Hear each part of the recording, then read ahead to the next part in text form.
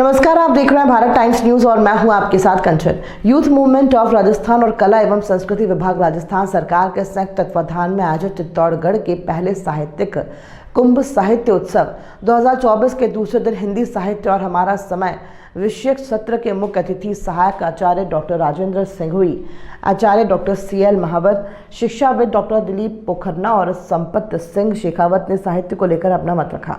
दोपहर के सत्र में भारतीय लोक कला मंडल उदयपुर के द्वारा कठपुतली के माध्यम से राजस्थान की विलुप्त होती इस कला का रोचक प्रदर्शन किया गया। पुस्तक परिचर्चा में मेवाड़ विश्वविद्यालय की कला संस्कृति की महानिदेशिका डॉक्टर चित्रलेखा सिंह के द्वारा मेरी यायावरी पर चर्चा हुई, जिसमें उन्होंने अभी तक की विदेश यात्राओं के बारे में बताया, जिसमें उनसे मेवाड़ विश्वविद्यालय के ब्रांड मैनेजर अमित कुमार चिचानी ने इस पुस्तक पर बातचीत की।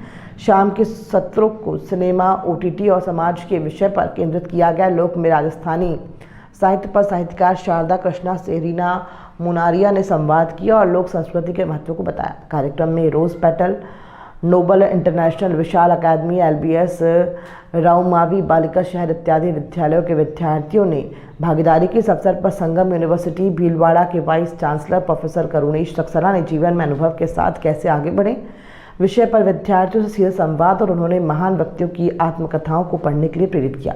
साहित्य सम्मेलन के पहले दिन रात्रि सत्र में कवि सम्मेलन का आयोजन हुआ। साहित्यकार अनिल सक्सेना की अध्यक्षता और साहित्य अकादमी के अध्यक्ष बसंत सिंह सोलंकी के विशिष्ट आतिथ्य में आयोजित कवि सम्मेलन में कवियों ने अपनी रचनाओं से श्रोताओं को मंत्रमुग्ध कर दिया। पेश है चित्तौड़गढ़ से हमारे संवाददाता अमित कुमार चिचानी की एक खास रिपोर्ट। आपको पता ही होगा कि अपने इंडियन क्रिकेट टीम के जिनको लिटिल मास्टर कहा जाता था, जो सचिन तेंदुलकर के भी आदर्श रहे हैं, सुनील गावस्कर। जब मैं छोटा था तब मुझे लाइब्रेरी में उनकी खुद की आत्मकथा लिखी मिली, जो कि सुनील गावस्कर ने खुद ने लिखी थी और उस किताब का शीर्षक उन्होंने दिया था सनी डेज। सनी उनका चूंकि निकनेम था सुनील गावस्कर, तो उनको कहते थे सनी गावस्कर, तो उन्होंने सनी डेज करके नाम से आत्मकथा लिखी।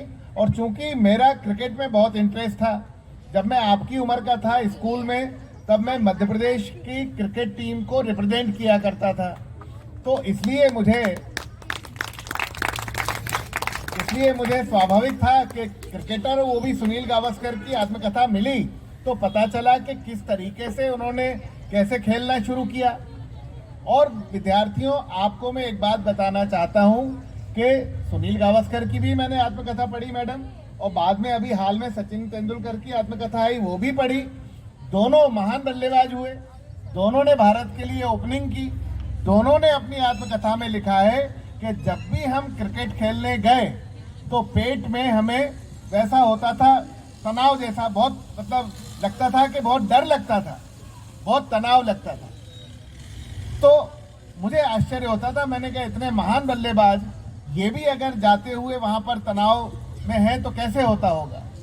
लेकिन आगे वो लोग लिखते हैं कि ये तनाव हम निगेटिवली नहीं लेते थे, हम इस तनाव को पॉजिटिवली लेके अपने परफॉर्मेंस में कन्वर्ट कर देते थे। तो मैं आज आपको यहाँ इन महापुरुषों की आत्मकथाओं से पहला सबक देखना चाहता हूँ।